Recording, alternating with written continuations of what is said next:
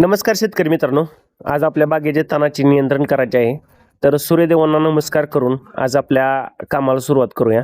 तुम्ही बघू शकता आपल्या बागेमध्ये अशा पद्धतीने तण आहे आणि पाल्याची क्वालिटी पाहू शकता तुम्ही. 1 ते 1.5 फूट आता पाला झालेला आहे आपला. तर याच्यामध्ये आज आपल्याला तणनाशक मारायचे आहे. तर आपल्या बागेमध्ये हराळी, लवाळा तसेच धनोरा अशा पद्धतीचे जे गवत आहे त्याचा आपल्याला नायनाट करायचं. त्यासाठी आपण आज फवारणी घेणार आहोत. तर फवारणीसाठी आपण वापरणार आहोत पॅराकॉट आणि त्याच्यासोबत कॉम्बिनेशन घेणार आहोत BSF बास्ता म्हणजे ग्लायफोसेट आणि अमोनियम 13.5% मध्ये. तर या दोन्हीचं प्रमाण आहे 5 मिली पर लिटर. तर हे 200 लिटरच्या बॅनरमध्ये आपण बनवून घेणार आहोत आणि STPच्या सहाय्याने आपण याचा स्प्रे करणार आहोत. तर सुरुवातीला आपण आता हे द्रावण बनवून घ्या. बास्ता आपण 200 लिटरच्या बॅनरमध्ये 1 लिटर ओतून घेऊया म्हणजेच 5 मिली पर लिटर.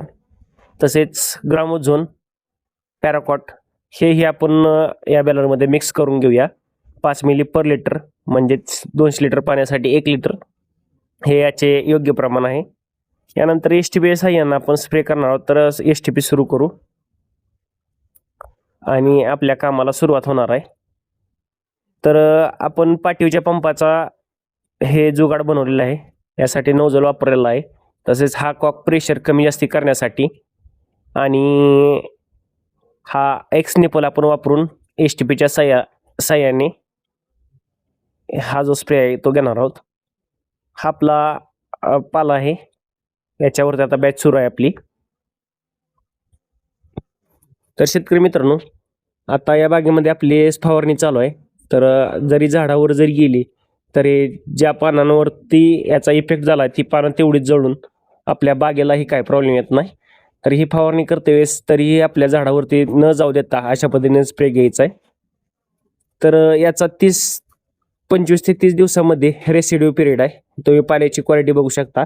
आपली 25 ते 30 दिवसानंतर परत बॅच येणार आहे आणि 3 दिवसानंतर अशा पद्धतीने टोटल जो बागेमधील तण आहे या तणाचा नायनाट झालेला आहे. एकदम स्वच्छ असं आपलं रान झालेलं आहे, स्वच्छ आणि सुंदर. याच्यामुळे आपल्या बागेवरती पाल्याला ग्रोथ येणार आहे आणि चांगल्या पद्धतीनं जे तण आहे ते आपलं जळून गेलेलं आहे. पाल्याची क्वालिटी ही इथून पुढे अजून चांगली वाढ घेणार आहे. तर अशा पद्धतीने टोटल तण आहे ते तणाचा नायनाट झालेला आहे.